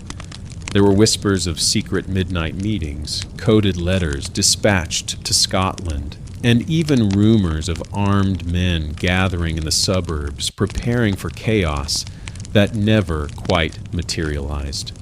A second joke. If your neighborhood has ever buzzed with wild stories after a big event, I heard Ginny's cousin saw it happen. Just imagine that multiplied by a kingdom, each telling more dramatic than the last. The greatest storm of all, though, was reserved for the days after her passing. The Queen, who had always controlled her own narrative, could no longer shape the story. That didn't stop anyone from trying. Poems and pamphlets sprang up overnight, some mourning Elizabeth as a saint, others cursing her as a tyrant. Catholic exiles spread word that she died mad, clawing at the walls and cursing her enemies. Protestant loyalists insisted she had passed in serene dignity, offering her soul to God and her crown to England. Another fringe tidbit. For years, a rumor persisted that a secret will or confession was left behind, hidden in a locked chest or beneath a loose floorboard at Richmond. It has never been found, if it ever existed at all, but treasure hunters and would-be historians have searched for it for centuries. As you move through the uneasy hush of the palace, you see the cost of all this uncertainty. The Queen's ladies are gaunt with exhaustion, her doctors silent and anxious, her closest advisors pale and jittery, as if waiting for the other shoe to drop. Even the palace cats seem restless, slinking through the halls as if chasing invisible prey. The final joke for this section: if your group chat can't settle on where to order dinner, try being a courtier faced with 5 different rumors about the Queen's death all before breakfast. I heard she's still alive. I heard she's haunting the kitchens. I heard she was really 2 ducks in a dress. It never ends. In the end, rumors are just another kind of armor, a way for the living to protect themselves from the terror of uncertainty. Elizabeth, who understood better than anyone how to wield a story, must have known this would be her legacy, too. As the palace drifts deeper into darkness, you realize that history is always, at heart, a game of whispers. The truth may be out there somewhere, but finding it amid the storm of stories is a challenge even a queen would find daunting. Dawn creeps into Richmond Palace, not with fanfare, but with a weary gray hush. Elizabeth has slipped away, leaving behind the faint scent of tallow candles and a kind of silence that seems to press in from every corridor. The news, when it is finally allowed to escape the guarded doors, spreads not as a shout, but a ripple, a soft shock that runs down the spines of servants, nobles, and the common people of London alike. The Queen is dead. The long vigil is over. Now, as you keep your invisible watch, the mood shifts from rumor to ritual. Plans are hurriedly made, and for the first time in weeks, the machinery of state begins to grind again. But there's something uncanny about the pace. For all the drama of Elizabeth's life, her funeral is one of the quietest royal farewells England has ever seen. Half hidden, half hushed, and deeply strange. A mainstream historical fact. Despite her towering legacy, Elizabeth's passing was handled with secrecy and speed. Her body was left in Richmond for several days, watched over by her ladies, while arrangements were made to ensure that James VI of Scotland would inherit the throne peacefully. The Queen herself, always wary of plots, might have smiled at the caution. Only after James's accession was certain did the public funeral begin. Let's start with the immediate aftermath. The Queen's chamber, so recently a fortress of privacy, is transformed into a place of mourning. Black cloth covers the walls, and her body, clad in white robes and draped in velvet, is laid in state on a bier surrounded by flickering candles. Only her closest ladies are allowed in, and even they speak in whispers, as if loud voices might wake her. A peculiar tidbit. Legend has it that, for a time, Elizabeth's face was left uncovered, so that visitors could see her one last time and bear witness to her passing. Some said she looked peaceful, at last free from pain. Others, more superstitious, insisted that her expression changed from hour to hour, as if unsettled by unfinished business. In the flicker of candlelight, the line between life and death can be thin. The palace itself seems stunned. Where once there was scheming, now there is the awkward choreography of loss. The slow shuffling of courtiers, the endless sending of messages, the sudden rush to swear loyalty to King James. For all the royal protocol, there's a rawness here, a feeling that the center has come unmoored. Even the weather seems to join in. The days after Elizabeth's death are cold, wet, and dark, as if the skies themselves are mourning. And here's your first joke, gently told. If you've ever tried to plan a big event while everyone is exhausted and nobody can agree on anything, you've had a taste of the Elizabethan funeral committee. What do you mean the banners aren't ready? Where's the choir? Who ordered all these lilies? Yet even as the wheels turn, everything is subdued. The court fears unrest. What if a rumor sparks rebellion or a rival makes a play for the crown? To prevent this, orders are given. The Queen's death is not to be publicly announced until every precaution is in place. Messengers gallop between Richmond and London, slipping past crowds with their sealed letters. Cecil and his allies work all night, orchestrating the transfer of power with a mix of urgency and care. A callback. Remember all those rumors and ghost stories. Now they become part of the mourning. Some swear they hear footsteps in the Queen's apartments or see a pale figure by her window at night. A maid sent to collect her final effects returns in tears, convinced she felt a cold hand on her shoulder. Even in death, Elizabeth keeps her court on edge. When the day of the funeral comes, it's like no other in memory. The Queen's coffin, draped in purple velvet, is brought to Whitehall by barge along the Thames. The river, usually bustling, is hushed. Boats pull aside, oars stilled in silent respect. All London seems to line the banks, eyes downcast, hats removed. There are no raucous bells, no triumphant processions, only the slow, somber march of history itself. A second joke, for comfort. If the Elizabethan paparazzi had been real, the Queen's funeral would have given them nothing. No dramatic scenes, no scandalous weeping, just a crowd of tired faces and a lot of black clothing.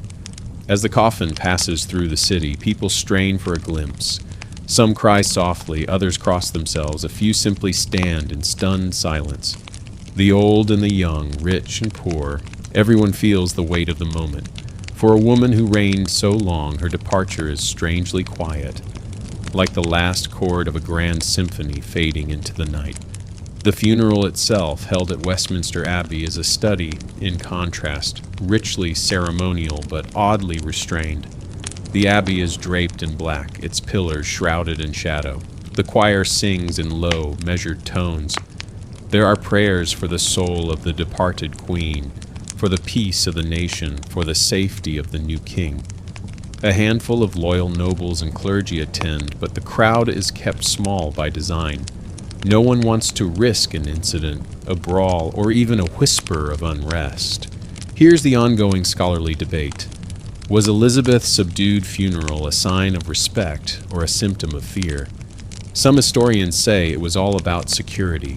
Cecil and his allies wanted a smooth transition, no distractions, no grand gestures that might attract trouble. Others think it was Elizabeth's own wish, the final chapter in her carefully managed legend. Perhaps she wanted her last act to be as enigmatic as her life. A fringe tidbit. There's a story, probably apocryphal, but too delightful to ignore, that a single white rose was laid on Elizabeth's coffin by a mysterious veiled woman, vanishing before anyone could ask her name. Some say it was a surviving favorite from court. Others insist it was a symbol sent by James to mark the passing of the old dynasty. As with so much about Elizabeth, it's a mystery wrapped in velvet. Now for the final joke. If you've ever hoped to make a quiet exit from a party, but everyone insisted on one last round of farewells, spare a thought for Elizabeth, who managed the grandest ghost out in history, leaving quietly while everyone was still looking the other way. The day after her burial, London begins to breathe again. Shops reopen, bells ring out, and the first proclamations from King James arrive. The old queen is gone, the world, almost reluctantly, starts to move on, but in the city's quieter corners, people still pause, uncertain. The woman who shaped an era is gone, and her absence feels larger than any monument or anthem. For you, watching in the shadows, it's a lesson in how history passes, sometimes in fire and thunder, but just as often in silence. Elizabeth's funeral is a study in restraint, a curtain pulled over a legend.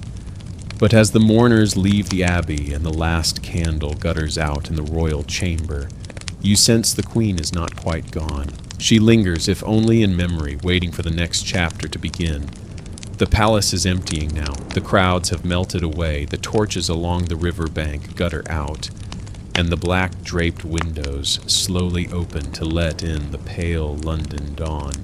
You linger in the quiet, a last witness to the Queen's story, and realize what is perhaps the greatest mystery of all. Elizabeth is gone, and yet nobody, not her physicians, not her ladies, not the world that watched her for more than 4 decades, knows exactly why. A mainstream historical fact. No autopsy was ever performed on Elizabeth Barsh. In those days, the bodies of royalty were considered almost sacred, untouchable, even in death. Official records say simply that she departed this life, a phrase so vague it could hide 100 truths.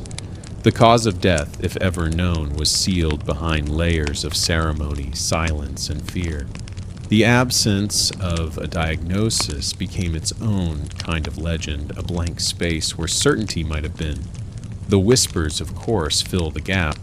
Some say she died of old age. After all, she had outlived most of her contemporaries. Others insist it was a wasting illness, cancer, tuberculosis, or even a consumption of the soul. A handful cling to the theory of poison, pointing to the lead and mercury in her cosmetics, or the possibility of a vengeful courtier's secret vendetta. And there are those who still believe it was heartbreak, grief for lost friends, for the country she loved, for the endless demands of a crown she could never truly set down. But here's the peculiar tidbit. For a woman whose life was documented to the last thread on her sleeve, whose every speech and gesture was recorded, the lack of a clear cause of death is almost defiant. Elizabeth, who controlled her story at every turn, seems to have claimed the last word. Her final illness remains a secret between herself and the shadows. The scholarly debate endures. Was this ambiguity a kindness, allowing her to keep her dignity, to pass quietly into legend without the indignity of public speculation? Or was it a necessity, an erasure meant to guard the new regime, prevent scandal, and keep the realm united? Some historians argue that the truth simply didn't matter. What mattered was the myth. The queen was dead. The age had ended. Anything else was just noise. A callback to the palace rituals. Remember the rosemary, the silver bell, the salt at the doors. Now, in the weeks after her death, those charms are swept away. The rooms are scrubbed, the velvet torn down, the scent of old tallow replaced by spring air. Even the dogs seem uncertain, sniffing at corners where once they found comfort at her feet. Yet for all the cleansing, something lingers. It is the unsolved riddle of her passing, a space that history will never quite fill. Here's your first light joke. If you've ever left a note on the fridge that says "gone out" with no details, you've already mastered Elizabeth's final style of messaging. Direct, mysterious, and impossible to reply to. Some of her closest attendants leave their own, more private records. Lady Scrope, in a letter to her sister, writes that Her Majesty died as she lived, her own mistress, refusing all comfort but the prayers of her ladies. Dr. Harrington confides to a friend that no earthly power could persuade her to accept a diagnosis. The men of science, the women of the bedchamber, the priests at the altar, all are left with only questions. Now for your second joke, just a bit melancholy. If the afterlife has an intake desk, you can imagine Elizabeth arriving, declining to state her cause of death and insisting on a private waiting room. What's perhaps most fascinating is how quickly the uncertainty itself becomes part of the Queen's legacy. In the years after her death, pamphlets and poems circulate, some solemn, some scandalous, all guessing at what really happened in those last quiet days. The lack of diagnosis is not a failing but an invitation for stories, for myths, for the endless reinterpretation that keeps Elizabeth alive in the imagination. A fringe tidbit. Centuries later, amateur sleuths and medical historians have tried to retro-diagnose the Queen, proposing everything from septicemia, from her bad tooth, to blood poisoning by cosmetics, to the slow suffocation of congestive heart failure. Each theory finds some evidence, and none can close the case. The final callback. Remember all those debates: stroke, fever, infection, heartbreak, politics, poison, old age. In the end, every theory says as much about the people who tell it as about the woman who died. Elizabeth remains forever the author of her own enigma. The palace at last grows still. Outside, spring arrives, hesitant, then bold, sweeping the city with color and noise. But within these quiet rooms, a kind of peace settles. The story is over, and yet never finished. And here's your last joke. If historians ever discover a lost letter from Elizabeth explaining everything, it will probably end with, "But you must promise never to tell." You sit a little longer in the silence, feeling the hush that follows the passing of an age. And in that hush, you understand. Some endings are meant to remain mysterious, so that every time we retell them, they teach us something new. The palace sleeps now, the corridors empty, the heavy doors closed at last. Outside, a faint wind moves in the garden, stirring petals beneath windows that once glowed with candlelight. You're no longer standing in a shadowed corner or straining to hear the secrets of royalty. You're somewhere softer now, held in the hush that always follows the end of a long, winding story. Let your breath slow. Let the weight of the palace fade away like mist at sunrise. The riddles, the rumors, the restless footsteps, all drift quietly into the past. Elizabeth's final days, wrapped in layers of silence and mystery, dissolve into something gentler, just memories and the slow comfort of sleep that always comes after so much watching and waiting. With each soft exhale, imagine the old walls growing warmer, the air filling with morning bird song, and every anxious whisper replaced by the steady rhythm of peace. The questions don't need answering now. Some stories, like the Queen herself, slip quietly into legend and ask nothing more from us than a smile or a moment's wonder. If your mind circles back to the Queen's hidden sorrows or the hush of those last candlelit hours, let those thoughts become lighter, softer, drifting like dust motes through a sunbeam. You've kept watch long enough. You can let go. Rest now. Trust the gentle dark, the calm that lingers after the telling. Let sleep come slowly, sweetly, and know that all the unsolved mysteries of queens, of history, even of your own days, can wait for morning. Good night, traveler in history's halls. May your dreams be quiet and your rest as deep as legend.